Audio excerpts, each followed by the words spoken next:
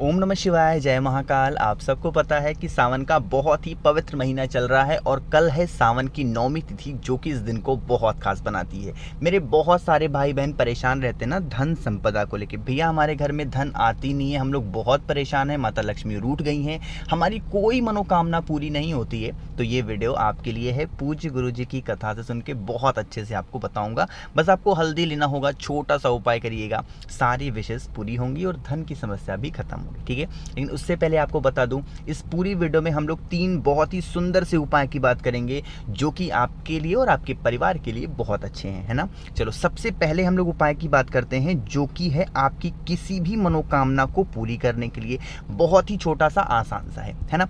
लेकिन सबसे पहले एक चीज आपको समझना बहुत जरूरी है कि इस बार का जो सावन का महीना है वो कितने दिनों का है, 59 डेज का, है ना।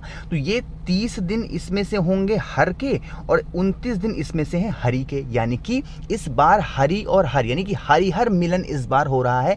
सावन और इस बार मनमास दोनों साथ में पड़ रहे हैं। मानते हो ना इस चीज को। देखो इसका मतलब क्या है, स्क्रीन पर आपको दिख रहा होगा हल्दी। आप क्या करेंगे, हल्दी की इस तरीके से गांठ लेना, 3 से 4 गांठ लेना, बहुत ज़्यादा नहीं, या फिर 1 ही 2 ले लो। उसको ऐसे पीस लेना, ठीक है। पीस लिया और पीसने के बाद आपको एक तांबे का लोटा लेना है। इस तांबे के लोटे में जल को भरोगे अपने घर से और आपको इसमें कुछ और डालने की ज़रूरत नहीं है ना।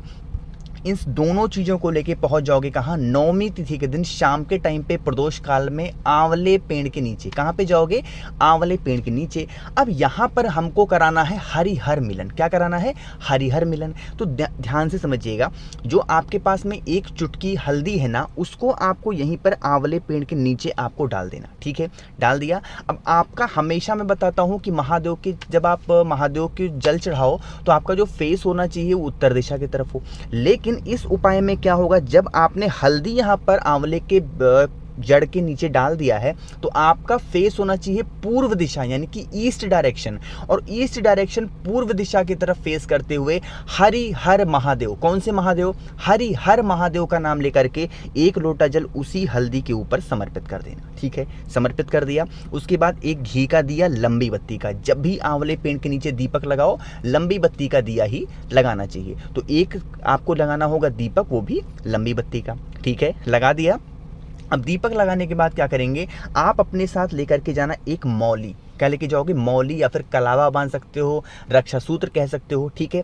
जो भी विशेष हैं, जो भी कामना है, जो भी प्रॉब्लम आपके घर की है, उस कामना से आंवले के पेड़ की किसी भी टहनी पे, लेकिन जिस टहनी पे बांधोगे उस टहनी को याद रखोगे। 9वीं तिथि के दिन शाम के टाइम पे किसी एक टहनी पे बांध देना, ठीक है। उसके बाद अपने घर चले जाना।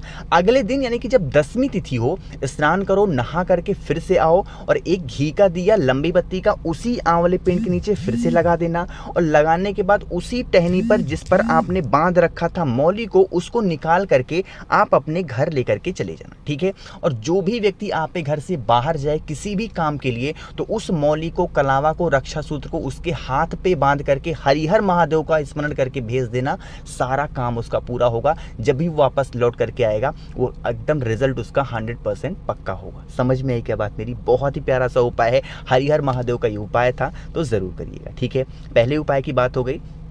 आगे बढ़ते हैं इस वीडियो में। अब हम लोग अपने दूसरे उपाय की तरफ। दूसरा उपाय किन के लिए है, अगर आपके जीवन से कष्ट खत्म हो ही नहीं रहे, मतलब कि सब कुछ कर लिया, चाहे तो महादेव का कोई सा भी उपाय कर लिया, किसी भी भगवान का कोई सा भी उपाय कर लिया, नहीं इच्छा पूरी हो रही है, इस उपाय को करके देखना, ठीक है। बहुत बार बता चुका हूँ, कल है सावन की 9वीं तिथि, तो कल से ही स्टार्ट कर दो।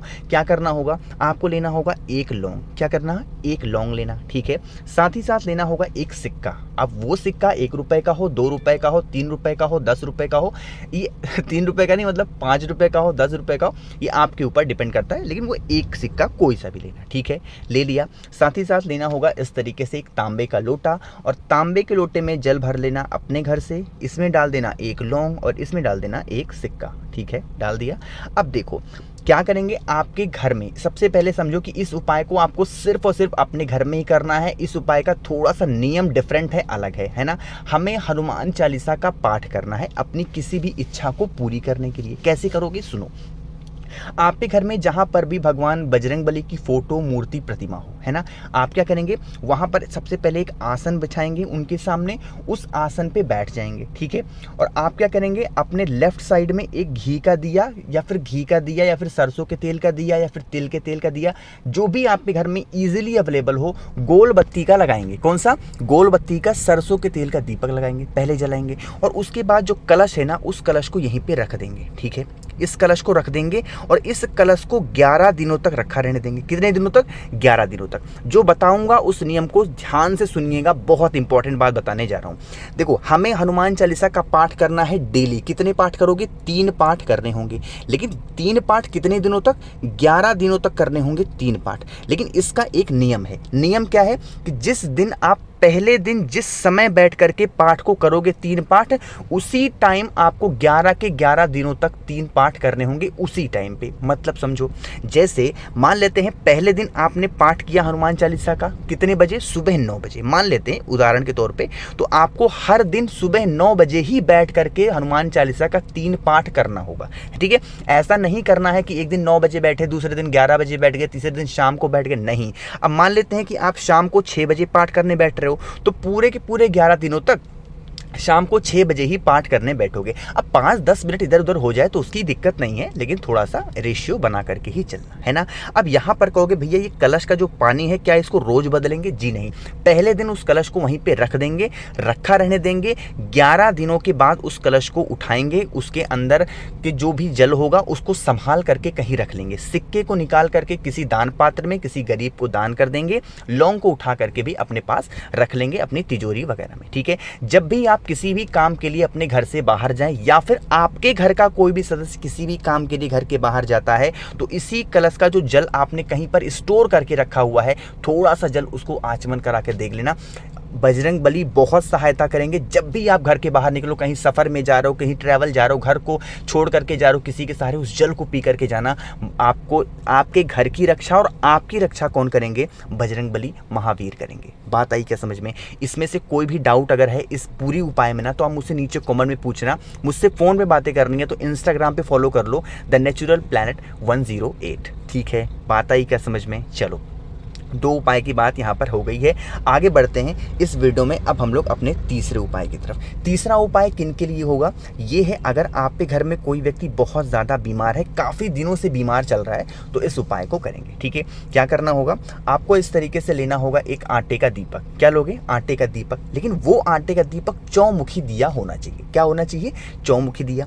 अब चौमुखी जो दिया होगा ना, अब इसमें आपको डालना होगा थोड़ा सा तिल का तेल, दोनों तेल मिक्स करने, थोड़ा सा तिल का तेल और थोड़ा सा इसमें डालना होगा सरसों का तेल, ठीक है। थोड़ा सा तिल, थोड़ा सा सरसों का तेल।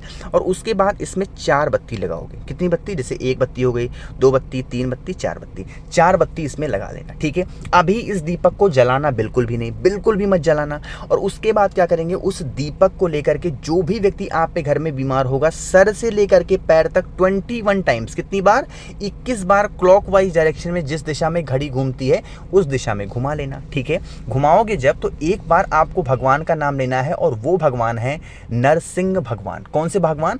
नरसिंह भगवान के नाम से उस दीपक को जलाना नहीं है, बिना जलाए ही आपको 21 बार घुमा लेना, ठीक है। घुमाने के बाद आप उस दीपक को अपने घर का जो चौखट होगा, मेन गेट जो होता है लोहे वाला, वहाँ नहीं, एक लोहे के गेट से जब हम लोग अंदर एंट्री लेते हैं, वो जो दरवाजा होता है, वहाँ पर आपको किसी भी साइड उस दीपक को रखना, नरसिंह भगवान का स्मरण करना, जो व्यक्ति बीमार है उसका नाम और गोत्र बोल करके उस दीपक को जला देना। जो भी व्यक्ति नौमी तिथि, किसी भी नौमी तिथि को इस तरीके से उपाय को कर लेता है, उसकी जो भी बीमारियां होती हैं, नरसिंह भगवान उस बीमारियों को दूर ज़रूर करते हैं ना। काफ़ी ज़्यादा आसान सा उपाय थे। तो मैंने यहाँ पूरी वीडियो में 3 बहुत ही सुंदर से उपाय की बात की है।